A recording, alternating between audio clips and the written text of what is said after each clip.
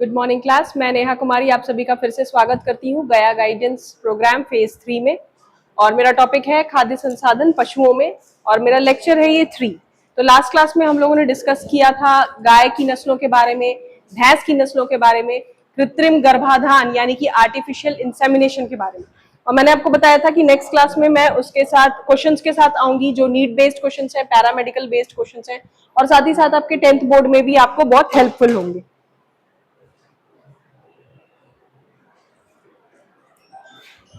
तो सबसे पहला हमारा प्रश्न है पशुपालन एनिमल हस्बेंड्री का मुख्य उद्देश्य क्या है।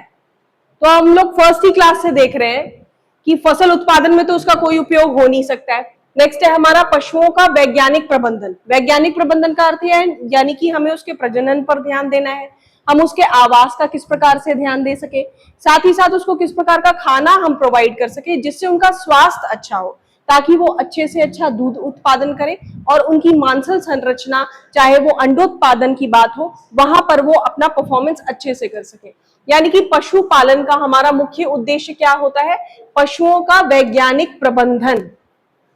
अब हमारा दूसरा क्वेश्चन है बॉस इंडिकस किसका वैज्ञानिक नाम है। तो मैंने आपको दो जानवरों के बारे में पिछली क्लास में बताया था, एक गाय की नस्लें थी, एक भैंस की नस्लें थी, और मैंने आपको लिंक भी करने के लिए बताया था कि आप वैज्ञानिक यानी साइंटिफिक टर्म्स को कैसे थोड़ा याद कर सकते हैं।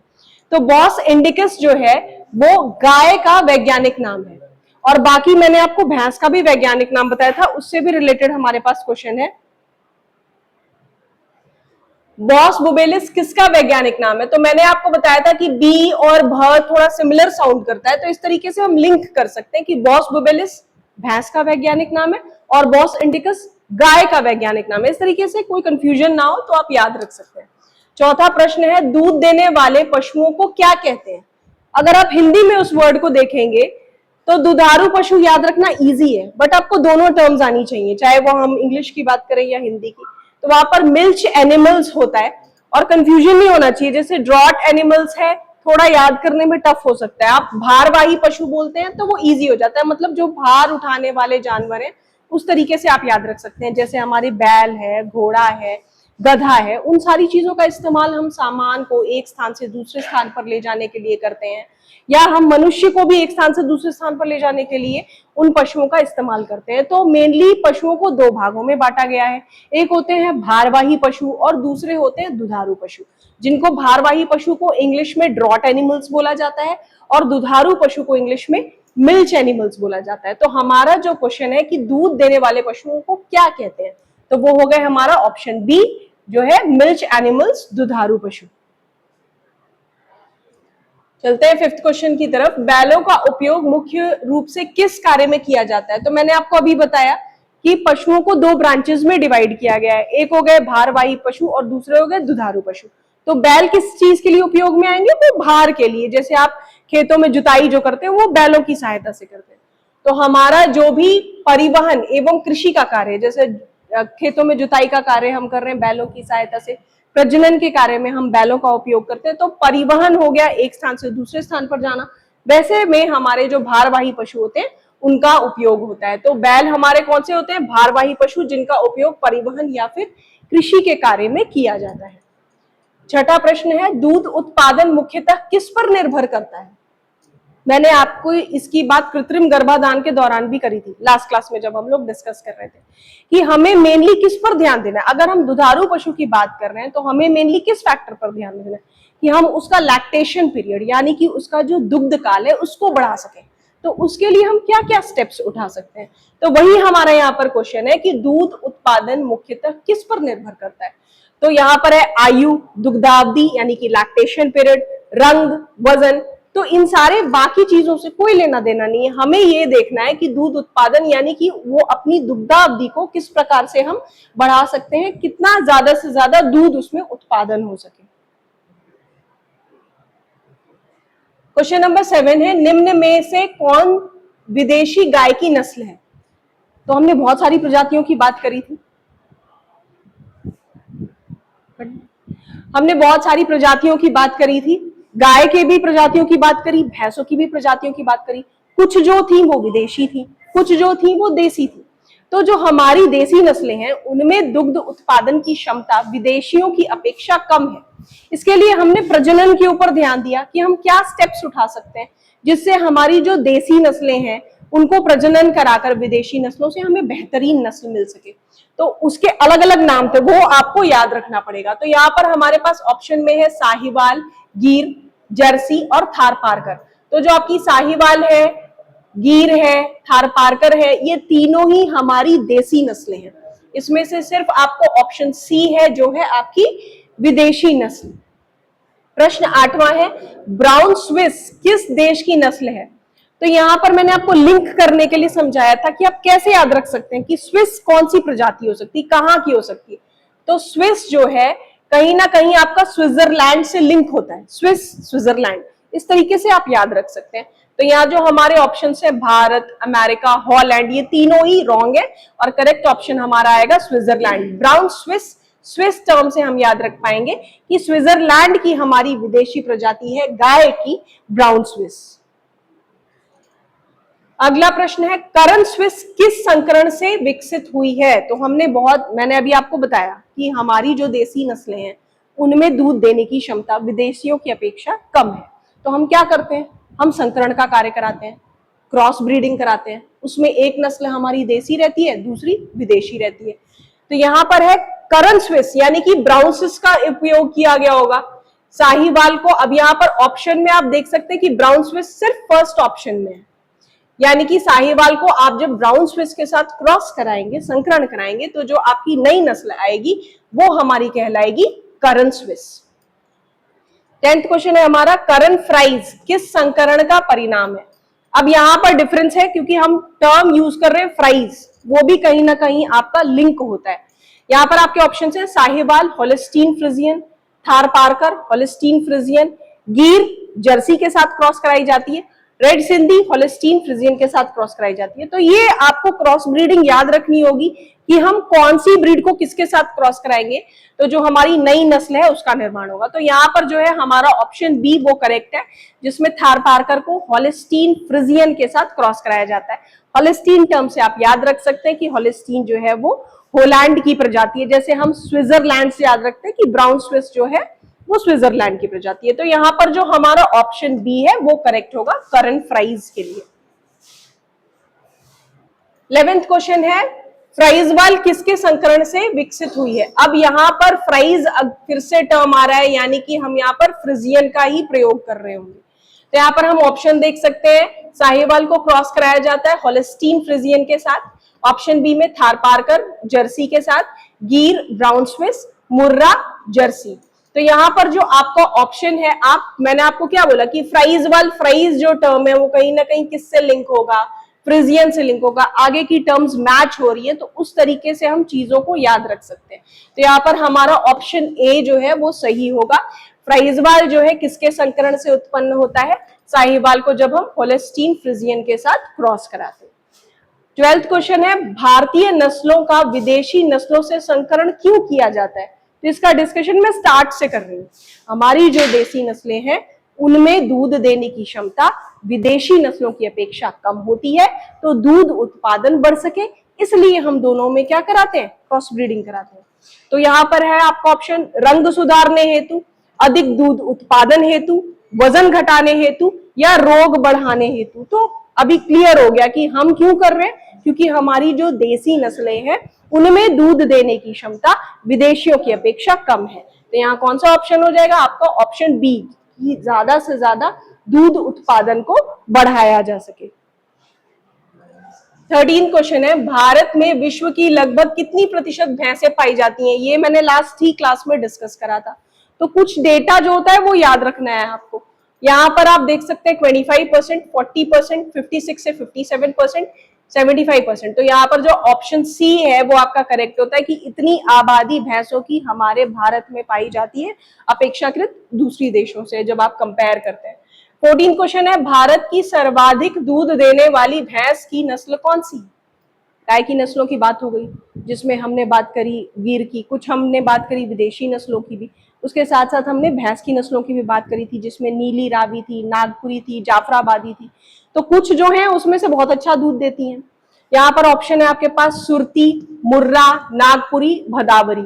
दूध देने में सभी अच्छी हैं, बट सबसे बेस्ट यहाँ पर है आपकी मुर्रा की प्रजाति, जो भैंस की ऐसी नस्ल है जो सबसे ज्यादा दूध उत्पादन करती है अपेक्षाकृत आप बाकी नस्लों की जब बात करते हैं।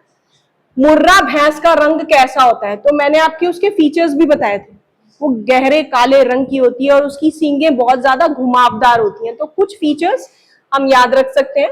यहाँ पर ऑप्शन है सफेद, भूरा, लाल, गहरा काला। तो कैसा उसका रंग होता है, बिल्कुल डार्क ब्लैक, गहरा काला। 16th क्वेश्चन है मुर्रा भैंस का औसत दूध उत्पादन कितना होता है, तो सबसे ज्यादा दूध देने वाली प्रजाति कौन सी है, मुर्रा। कितना लीटर दूध देती है, तो अप्रॉक्स 10 to 16 लीटर्स है, जो आपका ऑप्शन है सी। चलते हैं 17th क्वेश्चन की तरफ। अब हमारी दूसरी भैंस की नस्ल है जिसमें भदावरी है, जैसे मैंने आपको और भी नाम बताए।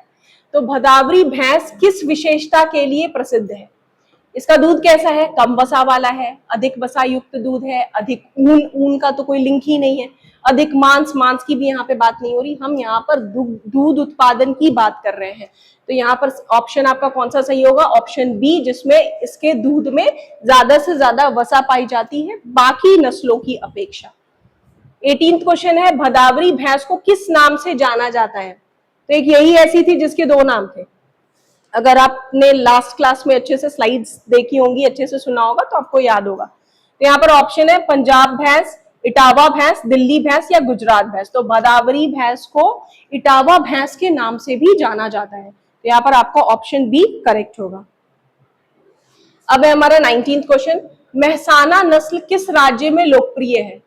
तो अगर आप लास्ट क्लास को रिमाइंड करने की कोशिश करें तो वहां पर ज्यादा गुजरात के ऊपर मैंने एम्फेसाइज किया था। तो यहाँ पर हमारा ऑप्शन है बिहार, गुजरात, पंजाब, हरियाणा। तो मेहसाना जो है वो हमारी नस्ल है गुजरात की। वहां पर मुख्यतः दो नस्लें जो बहुत ज्यादा पॉपुलर है।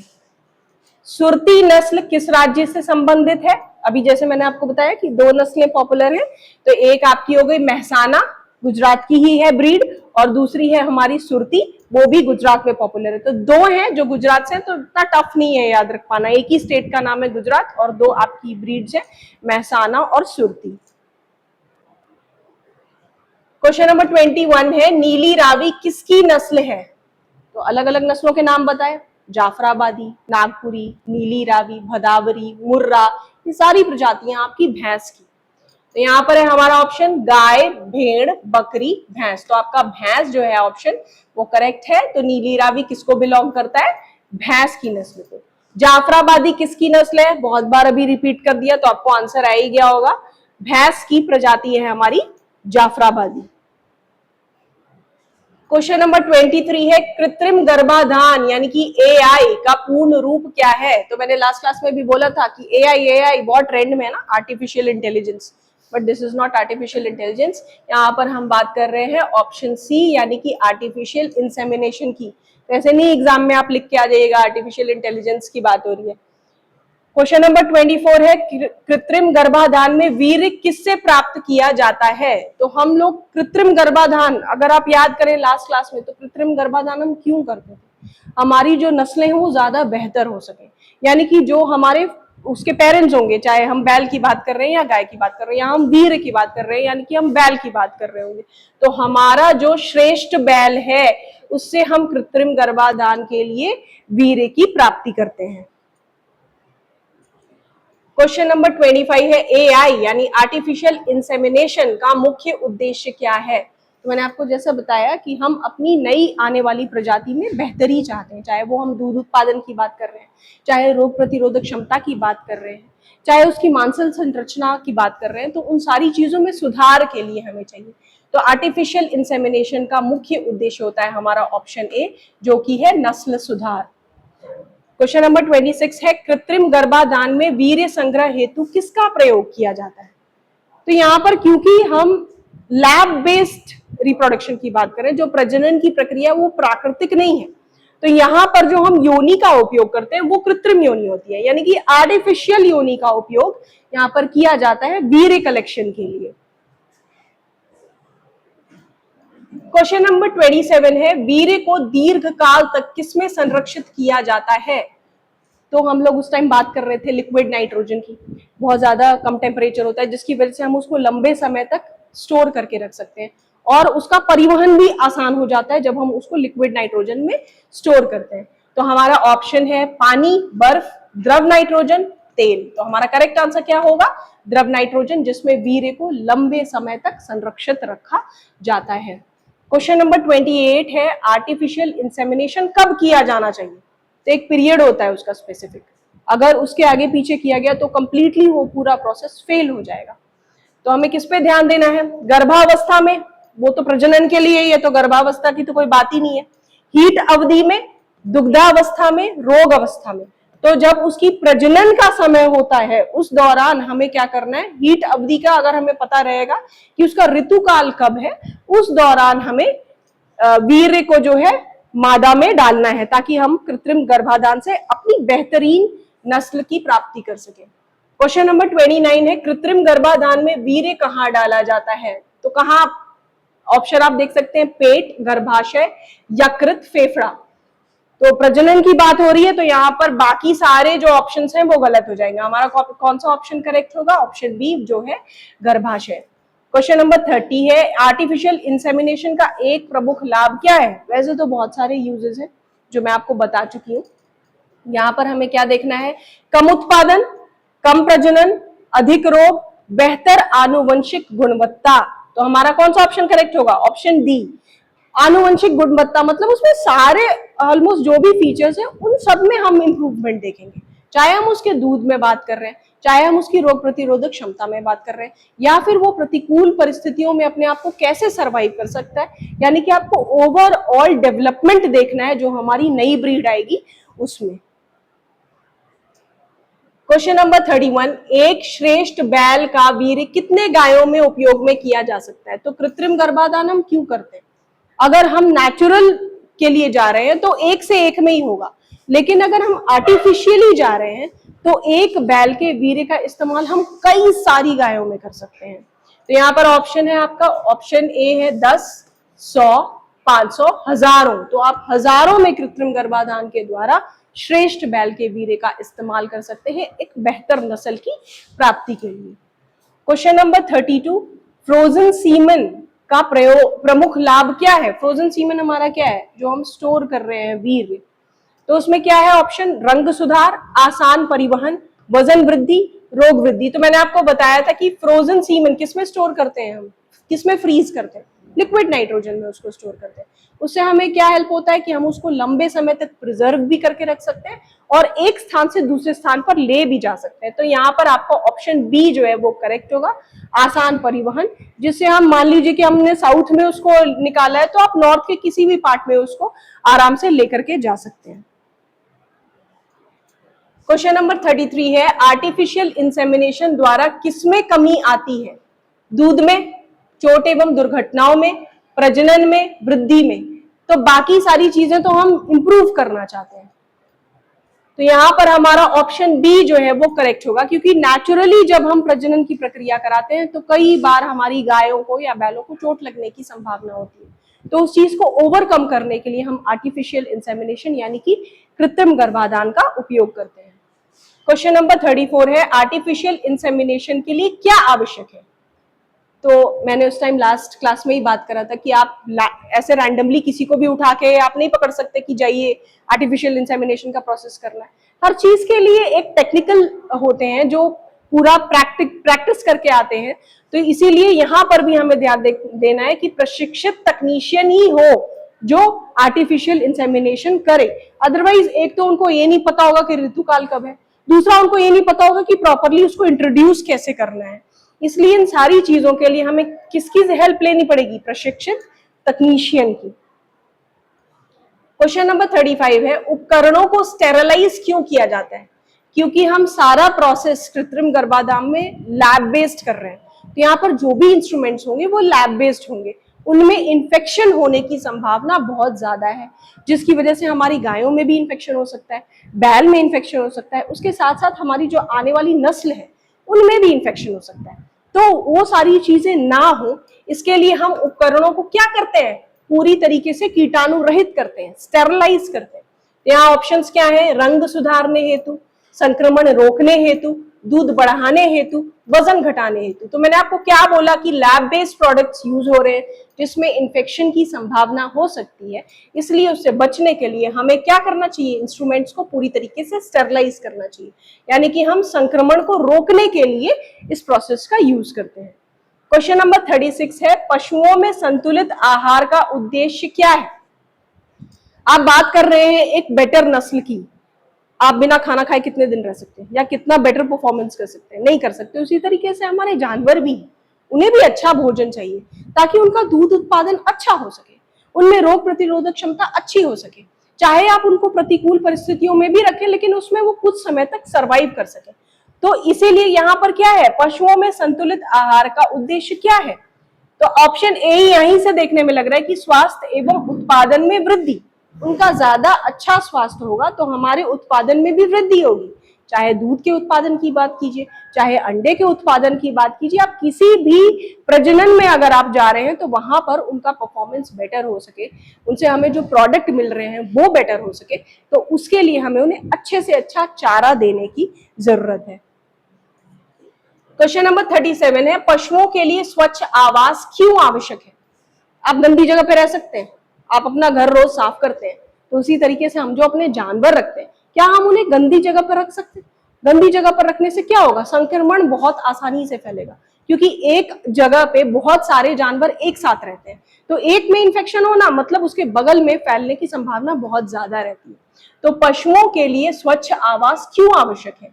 रोग नियंत्रण हेतु, रंग सुधार हेतु, वजन घटाने हेतु, सींग बढ़ाने हेतु। तो ऑप्शन ए बिल्कुल हमें दिख रहा है कि हम उनमें संक्रमण को रोकने के लिए अगर हम आवास को बिल्कुल साफ सुथरा रखेंगे तो हमारे जो पशु हैं वो बिल्कुल स्वस्थ रहेंगे। तो यहाँ पर हमारा ऑप्शन ए जो है वो करेक्ट है। क्वेश्चन नंबर 38 है, पशुपालन में स्वास्थ्य देखभाल का प्रमुख भाग क्या है? तो पशुपालन में स्वास्थ्य देखभाल हमें क्यों करनी चाहिए? जैसा मैं आपको बताया कि प्रजनन उसका अच्छा होगा, उसका दूध उत्पादन होगा, तो जो भी हम उत्पादक पदार्थ उनसे प्राप्त कर रहे हैं वो ज्यादा बेटर हो सके, वो हमें पशुपालन में ध्यान देना है।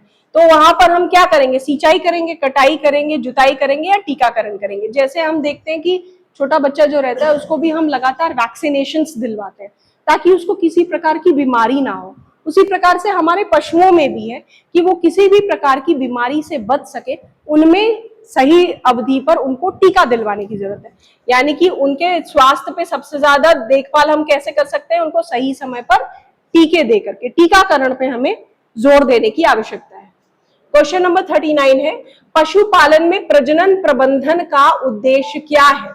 तो हम लगातार इस बात को डिस्कस कर चुके हैं, बहुत इजी क्वेश्चन हो गया अब आपके लिए। नस्ल सुधार, चारा उत्पादन, रोग नियंत्रण या विपणन। तो यहाँ पर हमारा ऑप्शन ए है वो करेक्ट होगा, नस्ल सुधार। निम्न में से कौन भारतीय गाय की नस्ल है? तो मैंने आपको बहुत सारी प्रजातियां बताई गाय की, जिसमें साहीवाल है, थारपारकर है, गीर है। तो यहाँ पर हम देखते हैं जर्सी विदेशी नस्ल है, होल्स्टीन फ्रिजियन विदेशी नस्ल है, होलैंड की नस्ल है, साहीवाल इंडियन ब्रीड है, ब्राउन स्विस स्विट्जरलैंड की नस्ल है। तो यहाँ पर हमारा ऑप्शन कौन सा करेक्ट होगा? हमारा ऑप्शन सी करेक्ट होगा, साहीवाल, जो कि है इंडियन ब्रीड। तो ये हमारी बात होगी ऑब्जेक्टिव क्वेश्चंस के बारे में। लास्ट में है मेरे पास कुछ सब्जेक्टिव क्वेश्चंस जो आपको बोर्ड एग्जाम्स में थोड़े हेल्पफुल हो सकते हैं। यहाँ पर पशुपालन की परिभाषा दीजिए तथा इसके महत्व की व्याख्या कीजिए। तो पशुपालन क्या है? पशुपालन हमारे विज्ञान की वह शाखा है जहां हम पशुओं की सही देखभाल, उनके स्वास्थ्य, उनके प्रजनन पर ध्यान देते हैं ताकि हमें उनसे अच्छा दूध उत्पादन मिल सके, अच्छा अंडोत्पादन हो सके, या जो भी हम पालन कर रहे हैं उनसे उत्पादक पदार्थ अच्छे से प्राप्त हो सके। वो है हमारी पशुपालन की शाखा। दुग्ध पशु एवं भारवाही पशु में अंतर स्पष्ट करें। तो मैंने आपको बता दिया, आप वर्ड से भी समझ सकते हैं ना। दुग्ध उत्पादन मतलब दूध देने वाले पशु, भारवाही पशु मतलब भार उठाने वाले पशु। तो उसमें आप डिफरेंस भी जान सकते हैं। गाय भैंसे क्या हो गई? हमारे दुग्ध उत्पादन वाले पशु हो गए। घोड़ा, बैल, ये सब क्या हो गए? हमारे भारवाही पशु हो गए। थर्ड क्वेश्चन है, फ्राइजवाल गाय पर संक्षिप्त टिप्पणी लिखिए। तो हमारा क्या था? हमारी साहीवाल को जब हम क्रॉस कराते थे किसके साथ? होल्स्टीन फ्रिजियन के साथ, तो हमारी कौन सी ब्रीड आती थी? फ्राइजवाल की ब्रीड आती थी। तो आप यहाँ पर संकरण के बारे में लिख सकते हैं, और मैंने आपको एक डेटा भी दिया था कि इसका कैरेक्टर क्या है। तो ये सबसे ज्यादा दूध देने वाली हमारी प्रजाति थी जो हमें संकरण के द्वारा प्राप्त हुई। उसके बाद है चौथा, मुर्रा भैंस की विशेषताओं का वर्णन कीजिए। तो मुर्रा भैंस हमारे भारत में सबसे ज्यादा दूध देने वाली नस्ल है। 10 से 16 लीटर दूध देती है, गहरे काले रंग की होती है, और इसकी जो सींगें होती हैं वो बहुत ज्यादा घुमावदार होती है। कृत्रिम गर्भाधान यानी आर्टिफिशियल इंसेमिनेशन की परिभाषा दीजिए।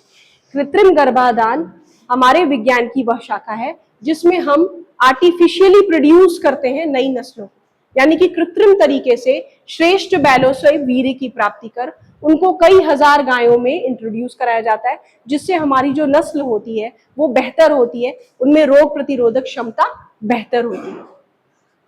छठा प्रश्न है, पशुधन सुधार में कृत्रिम गर्भाधान के लाभों की व्याख्या कीजिए। तो ये दोनों ऑलमोस्ट लिंक्ड टाइप के क्वेश्चंस हैं। यहाँ पर आप पशुधन सुधार कैसे कर सकते हैं? कृत्रिम गर्भाधान में हम जैसे फीचर्स अपने आने वाली नस्लों में चाहते हैं उसी प्रकार के हम बैल का उपयोग कर सकते हैं। हम चाहते हैं कि हमारा जो आने वाला नस्ल है वो ज्यादा से ज्यादा रोग प्रतिरोधक क्षमता से युक्त हो, तो हम उसी प्रकार के बैल का वीर्य लेते हैं। हम चाहते हैं अगर हमारी नस्ल जो आए उसमें दूध उत्पादन अधिक हो, तो हम उसी प्रकार की गायों का उपयोग करते हैं। तो कृत्रिम गर्भाधान के लाभ क्या है? हमारी जो नस्ल है उसमें बेहतर आनुवंशिक जो भी गुण होंगे वो आपको प्राप्त हो सकते हैं। लास्ट क्वेश्चन है हमारा, पशु प्रजनन कार्यक्रमों में विदेशी नस्लों का उपयोग क्यों किया जाता है, स्पष्ट कीजिए। तो मैंने आपको बताया था कि हमारी जो इंडियन ब्रीड्स हैं उनमें दूध देने की क्षमता विदेशी ब्रीड्स की अपेक्षा कम होती है, इसलिए हम लोग किसके लिए जाते हैं? क्रॉस ब्रीडिंग के लिए जाते हैं, संकरण की प्रक्रिया के लिए जाते हैं, ताकि हमारी जो नस्लें आए उनमें दूध उत्पादन की क्षमता अधिक से अधिक हो सके। तो आज के लिए इतना ही। मैं सारे क्वेश्चंस डिस्कस कर चुकी हूँ जो भी आपके लास्ट क्लास से रिलेटेड थे। ये सारे ही आपको पैरामेडिकल में, नीट में और आपके बोर्ड एग्जाम्स में बहुत ज्यादा हेल्पफुल होंगे। नेक्स्ट कंटेंट में मैं लेकर के आऊंगी हमारे जो जानवरों में डिजीजेज होती हैं, जो बीमारियां होती हैं, या हम उनके आवास और उनके भोजन पर किस प्रकार ध्यान दे सकते हैं। अगर आपकी कोई भी क्वेरीज हो, कोई भी क्वेश्चन हो, तो आप हमारे कमेंट बॉक्स में अपना क्वेश्चन डाल सकते हैं। Thank you so much.